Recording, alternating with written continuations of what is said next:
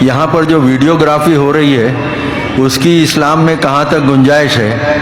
کچھ لوگ T V کو بھی حرام کہتے ہیں، برائے مہربانی وضاحت کریں۔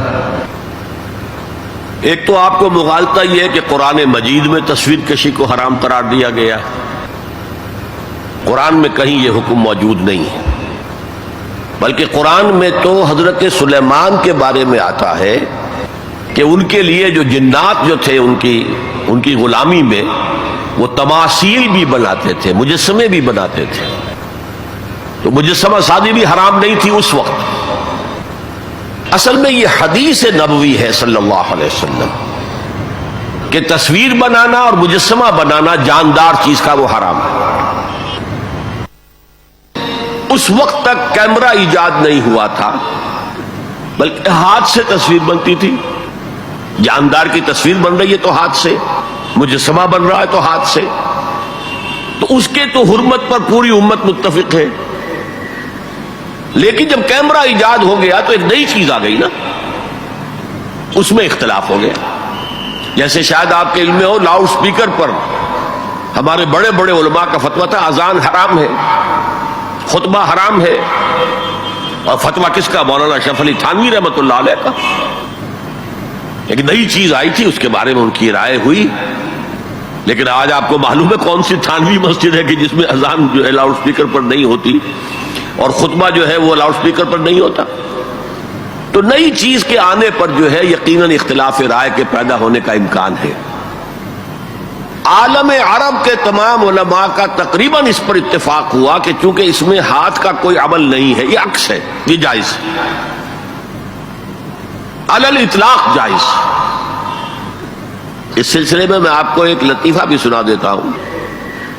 پاکستان میں ایک علماء کی کانفرنس بھی ضیاء الحق صاحب نے کروائی تھی، پوری دنیا سے علماء آئے تھے، کراچی میں کانفرنس تھی۔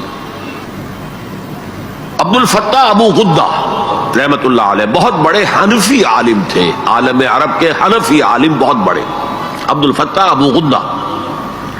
اور یہ اصل میں جو عثمانی حکومت تھی ترکوں کی خلافت والی، اس کے میں جو شیخ الاسلام تھے ان کے شاگرد رشید تھے۔ تو وہ ان سے ملنے کے لیے مولانا محمد یوسف بن نوری رحمت اللہ علیہ وہ گئے، تو ساتھ ہی دعوت دے آئے۔ وہ تو ہوٹل میں جا کر ملے، ساتھ ہی کہا کہ ہمارا وہ دارالعلوم ہے، وہ بھی آپ ذرا وزٹ کر دیجئے، دیکھ لیجئے۔ وقت مقرر ہو گیا۔ اب مولانا نے بھی اپنے کچھ لوگوں کو بلا لیا، جن میں ان کے داماد مولانا محمد تحسین، ان کے بڑے داماد، سب سے بڑی بیٹی ان کی ان کے گھر میں تھی، وہ بھی تھے۔ انہوں نے یہ واقعہ مجھے سنایا ہے، یعنی یہ نہ سمجھیے کہ یہ کہیں ادھر ادھر سے سنا ہوا بات ہے، ایک ایسا شخص بیان کرتا ہے جو اس میں موجود تھا، اور جو مولانا بن نوری کا اتنا قریبی رشتہ دار تھا، ان کا داماد، کہ یہ اب انتظار کر رہے تھے کب آئے کب آئے، تو اطلاع ہوئی کہ آ رہے ہیں، آ گئے تو نکلے باہر ویلکم کرنے کی، دیکھا کہ وہ ایک کیمرہ لٹکائے ہوئے چلے آ رہے ہیں۔